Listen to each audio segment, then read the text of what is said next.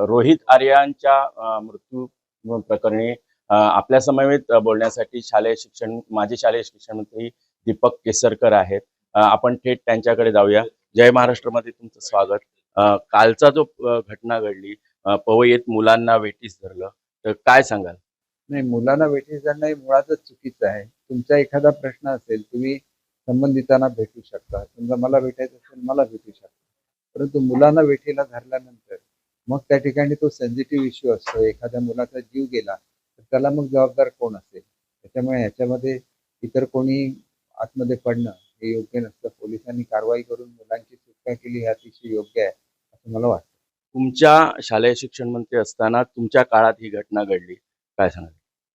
नाही, माझ्या शालेय शिक्षण मंत्रिपदाच्या खात्यात घडलेली असली तरी त्यांना याच्यापूर्वी 3-4 वेळा तर आम्ही मदत केलेली आहे। त्याच्यासाठी बजेट प्रोव्हिजन केली।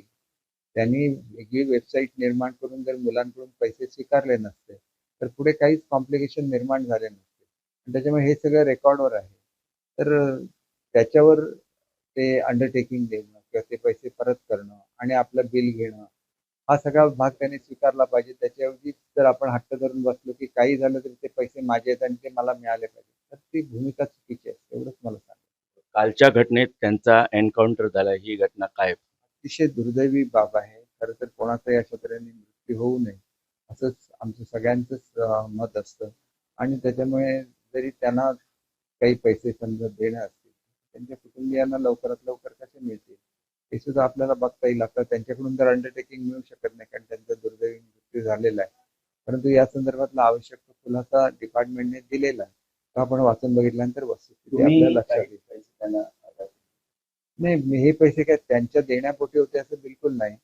त्यांचं बिल मिळायला उशीर होतो, त्याच्यामुळे सहानुभूतीपोटी मदत केलेली ती एक मदत आहे। त्याचा आणि त्यांच्या बिलाशी संबंध जोडणं हे संपूर्णपणे चुकीचं आहे। एकूण आता जी पोलीस तपासात असं निष्पन्न झालं की तुम्हालाही ते संपर्क साधायला तयार होते?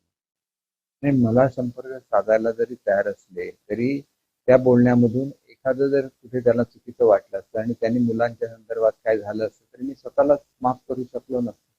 त्याच्यामुळे ज्यांच्या हातात त्यांचे बिल काढण्याचे अधिकार आहेत त्यांच्याशी पोलिसांनी त्यांचा संपर्क करून द्यावा असं मी पोलिसांना सूचित केलं होतं। हे होते माजी शालेय शिक्षण मंत्री दीपक केसरकर।